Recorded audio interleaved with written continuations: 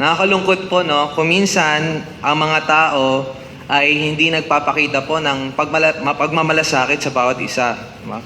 Minsan kapag ang isang tao po, no, ay umangat na sa buhay at humingi ng tulong yung taong tumulong sa kanya dati, ay hindi niya na tinulungan yung taong iyon dahil sa kanyang pagmamataing handa sa muling pagbalik ng Diyos. Alam ng Diyos ang ating mga pinagdadaanan at siya ay may malasakit sa atin. Diba? Nagre-ready lang po ako para Tapos ko muna yan. So, okay? Alam ng Diyos ang ating mga pinagdadaanan at siya ay nagmamalasakit sa atin. So, bakit po ba natin nasabi yan, yung katotohanan na yan? Na alam ng Diyos ang ating mga pinagdadaanan at siya ay may malasakit sa atin. Tinan po natin, basahin po natin ang verse 10. Tinan po natin. Sabi dito, noon ay nagturo siya sa isa sa mga sinagoga ng araw ng Sabat, at naroon ang isang babae na may espiritu ng karamdaman sa loob ng 18 taon. So, itong babae po na ito ay may karamdaman siya physically. Di ba? Hindi siya makatayo ng maayos. Di ba po? At makita po natin gaano nakatagal yung nararamdaman ng babaeng na iyon. 18 taon. Tagal na, 18 years. 18 years na naghihirap yung babae na to sa kanyang karamdaman. Sabi po diyan, siya ay baluktot at hindi niya kayang tumayo ng talagang matuwid. So, talagang nakagano lang po. Hindi niya nahirapan siya. May karamdaman po siya physically. At verse 12, sabi diyan, nang siya'y makita ni Jesus, kanyang tinawag siya at sinabi sa kanya, babae, pinalaya ka na sa iyong sakit. At verse 13, ipinatong ni Jesus ang kanyang mga kamay sa kanya at kaagad siyang naunat at niliwalhati niya ang Diyos.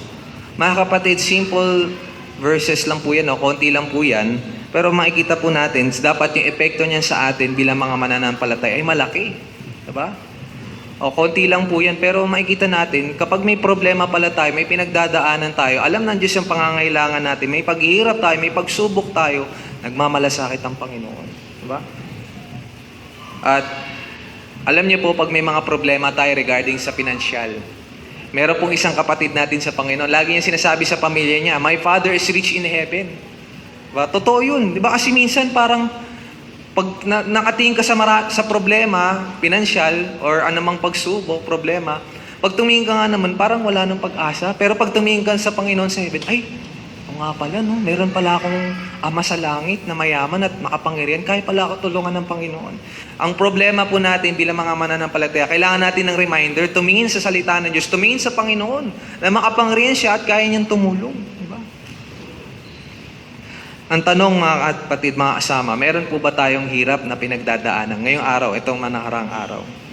Alam ko na meron dahil ako rin po, lahat po tayo nakakaranas. Talaga araw-araw may mga pagsubok, may mga problema, may mga trial, may mga nangyari sa balita, di ba? Dahil may gera, may mga pagtaas ng presyo, at kahit na ano pa.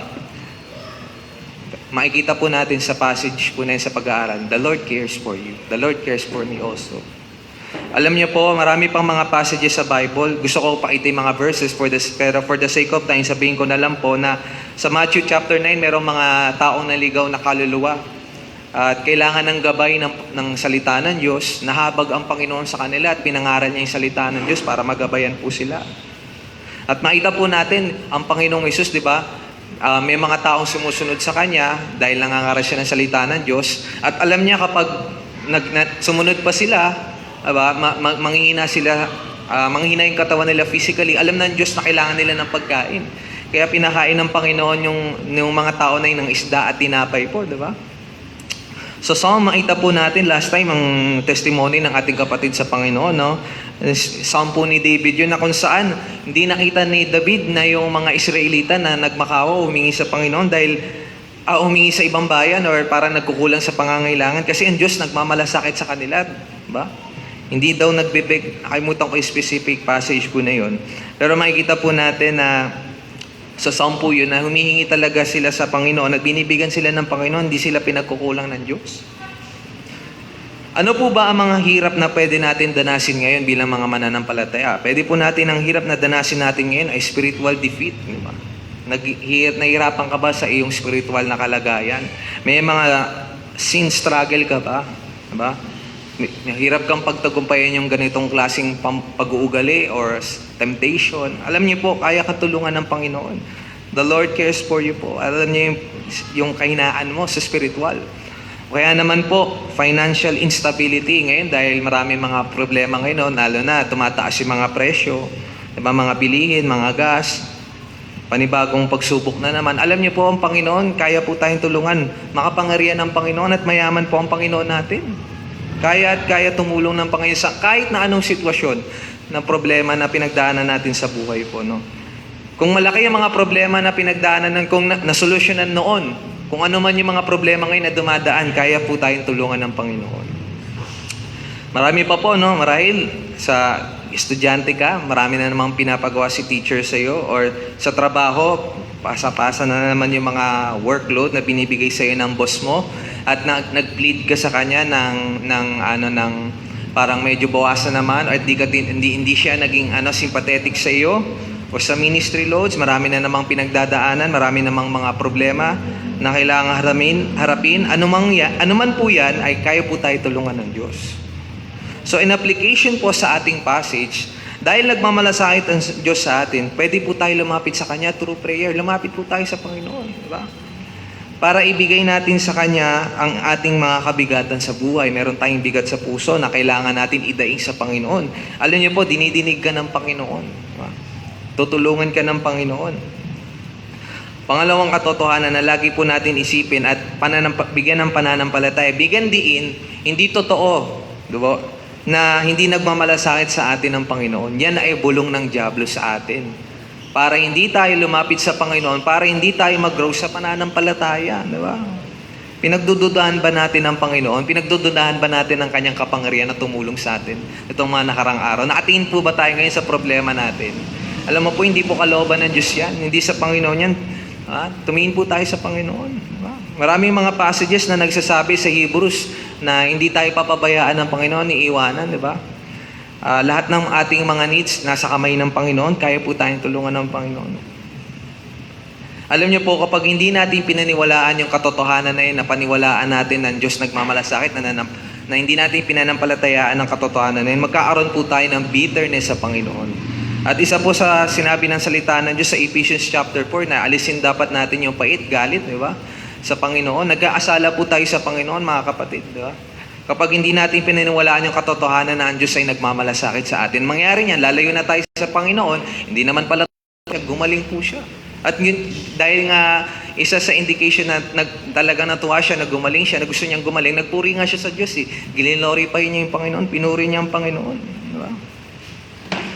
Lahat po ng klaseng problema ay kaya po natin ilapit sa Panginoon. Saan ka ba nagkukulang? Nagkukulang ka ba pagdating sa financial para gawin ang kalooban ng Diyos? Halimbawa, marami sa camp. Diba? May mga young pro camp po tayo ngayon. O kaya naman sa youth camp. Diba? Nagkukulang ka ba dahil parang kulang yung financial ko, hindi ko kaya magbayad? Alam mo, tutulungan ka ng Panginoon, lumapit ka sa Panginoon.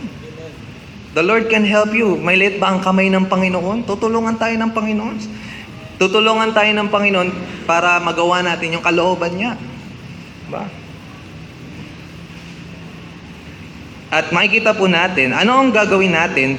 Iano ko na po yung third point, pati yung application po ng second point, saka third point, sama ko na lang po dito. So, ano ang gagawin natin sa panahon na tinulungan po tayo ng Diyos sa ating mga problema? Ano po ang dapat gawin natin? Third point po natin, last point natin.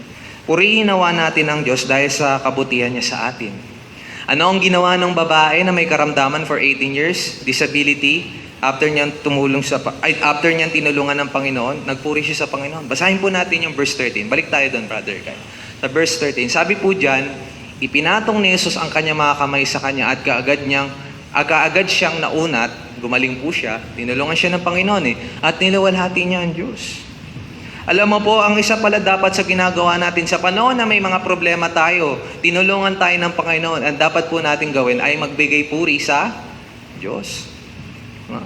Pwede po natin pwede natin maipagpasalamat ang Panginoon. Pwede mo purihin ang Panginoon, mga kapatid, sa panahon na tinugon ng Diyos ang iyong mga panalangin, tinulungan ka niya sa inyong problema, mag-stop ka at mag-pray ka at magbigay luwalhati ka sa Panginoon. O kaya naman, naalala niyo po, ang James chapter 5. Na hindi lang kapag malungkot ka, maglalapit ka sa Diyos, kundi kapag may kagalakan ka, umawit ka ng papuri sa Panginoon, give praise to Him, di ba? Kasi yung pag-aawit, prayer mo rin yan sa Panginoon, di ba? Pag umaawit tayo ng mga praises, pagpupuri, prayer natin sa Panginoon yan, na pinupuri natin siya. Dinadakila natin, nilawalhati po natin ang i-connect sa biblical story. Ang biblical restoration, na kung saan yung babae po na iyon, may karamdaman po siya at nagbalik ang ayos ng kanyang katawan. Alam niyo po mga kapatid, yung mga ginagawa ng Panginoong Jesus diyan, picture yan ang gagawin niya sa future din. Na kung saan, one day, di ba tayong maluwag yung katawan natin, mahina pa, hindi pa maayos yung physical natin kasi namamatay tayo, nanghina tayo. Pero balang araw, bibigay puri sa Panginoon na kung saan may puso tayo lagi na gawin ng kalooban ng Panginoon. Kasi yung puso pa natin ngayon, kahit mananampalataya tayo, meron pa rin konting pagkakasala po. Pero darating yung panahon na ayusin ng Panginoon yung ating mga katawan. Bibigyan tayo ng malawalating katawan. Wala ng kalungkutan, wala ng kamatayan. From point 2 and 3 po natin sa pag-aaral po natin. No? Hindi kailanman, isipin po natin, hindi kailanman nalilimitahan ng Diyos. Kaya lumapit ka sa Kanya, hindi nalilimitahan ng Panginoon. Walang bagay na mahirap para sa Diyos na solusyonan. Lapit ka sa Panginoon, lapit ka. Go to Him in prayer, mga kapatid. No? Marami na pong mga problema dati. Alala ko I think si George Mueller po ito, no, na nagpray siya. Wala nang pagkain sa mga orphan. So, nangyari, nagtitinginan na lang sila. Alam niyo po kung anong ginawa nila? Nagpray na lang sila. Tapos biglang may kumatok, pagbukas ng pinto, parang sinabihan yung namin, nasira yung yung kotse ko, tapos parang milk delivery, meron pang natira, sayang naman, ito na lang po sa inyo. Tapos may kumatok na naman pagbukas nila. May sobra pa po kami yung pagkain, ito po para po sa inyo. Biglang gulat sila, nagpray lang sila, wala na silang nagawa eh. Wala na eh. Kumbaga sa practical thinking, wala naman silang pera, wala naman silang support. Ano gagawin nila? Parang in practical, wala na talaga silang magagawa. Pero what they did, they prayed. May ginawa ang Panginoon sa kanila at sa ating buhay. At alam niyo po mga kapatid, isa sa pagbibigay rin ng pagbibigay puri sa Panginoon, mag-testimony po tayo. Diyan po, kaya prayer meeting. Alam niyo po, one way you give praise sa Panginoon, yung nag-testimony ka sa Panginoon. Alam niyo po yung labi, ginagamit dapat natin yan sa pagbibigay puri sa Panginoon. Di ba po? Nakita po natin yan sa James chapter 3, yung labi dapat pag-give praise sa Panginoon. At sa Psalm, di ba? Yung mga psalmist lagi nag-give praise sa Panginoon. Sa testimony, pagpasalamat niyo sa Panginoon. Hindi naman po natin pinagmamayabang yung nangyari sa atin, kundi yung Panginoon. Kaya nga po, lagi natin sinasabi sa testimony, yung Panginoon, ito ginawa ng Panginoon, ito nangyari, di ba? One way of giving praise is testimony. Mag-testimony po tayo, wag po tayong mahiya. Pero syempre, limitahan din po natin kasi baka may mga gusto pang mag-testimony. Alam ko po, lahat po tayo meron pang gustong ipagbigay patotoo sa Panginoon. Pero we should be, rin po, no?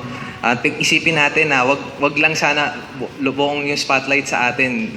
Limitahan natin para lahat po ay makapag-testimony. Concise lang, di ba? Summary, ganun po. Okay?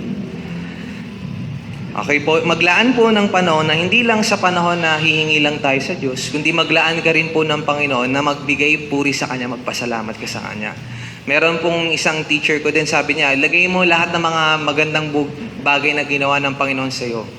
At pwede mo ilagay lahat, tapos yun, prayer time ka, magpasalamat ka sa Panginoon, magpuri ka sa Panginoon dahil po dyan.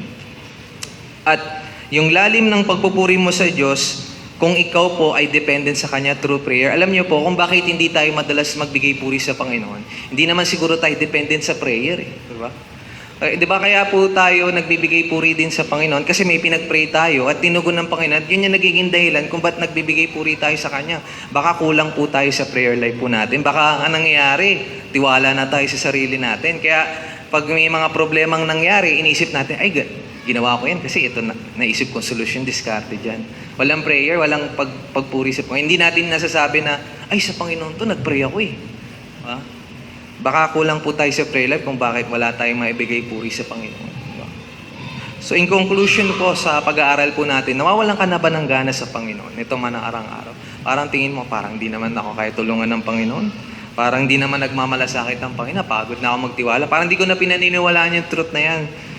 Alam niyo po, ngayon paalala sa atin ang salita ng Diyos na dapat po pala hindi tayo mawalan ng gana o pananampalataya sa Panginoon. Kasi ang Diyos nagmamalasakit. Tingnan niyo po yan, no? Mamalasakit pala ang Panginoon. At marami pang mga passages nagbibigay linaw sa atin, clear passages na nagmamalasakit ang Panginoon. Alam po natin yan pero kulang tayo sa pananampalataya. Alam niyo po, lumapit po tayo sa Diyos at laging depende sa Kanya sa anumang sitwasyon na pagdaanan po natin. At kapag tinulungan tayo ng Panginoon, magbigay puri po tayo sa Kanya at magpasalamat po sa Kanya. Kaya nga po, ang tema po natin sa gabi po na ito po, no? Okay? Dahil may malasakit ang Diyos sa atin at kaya solusyonan ng ating mga problema, nararapat lang na purihin natin siya. So, alam niyo po, the Lord cares for you, nagmamalasakit po siya, kaya niya tayong tulungan. At sa panahon ng pagliligtas, pagbigay ng tulong niya sa atin, nararapat lang magbigay puri tayo sa Kanya, pasalamatan po natin siya. Manalangin po tayo mga kapatid, let's pray. Dakilang Diyos na makapangyarihan sa lahat, patawad Panginoon dahil kung minsan nawawala yung pananampalataya po namin. Kulang po kami sa pagtitiwala sa salita mo na dapat po pala ay pinaniwalaan namin yung katotohanan that you care for us, Panginoon. Nawawala minsan yung pananampalataya namin kaya hindi namin magawang umaksyon po sa inyo na nararapat. Tulungan niyo po kami na lagi namin isipin na alam mo yung mga problema namin at nagmamalasakit ka at dahil po doon, lumapit po kami sa inyo na wag po kami mahiya, laging humingi ng panalangin sa inyo, Lord, na mag-pray po, humingi ng gabay, Panginoon, at solusyon sa problema po namin. Gabayan niyo po kami, increase our faith, Lord, in Jesus' name, Amen. Maraming salamat po.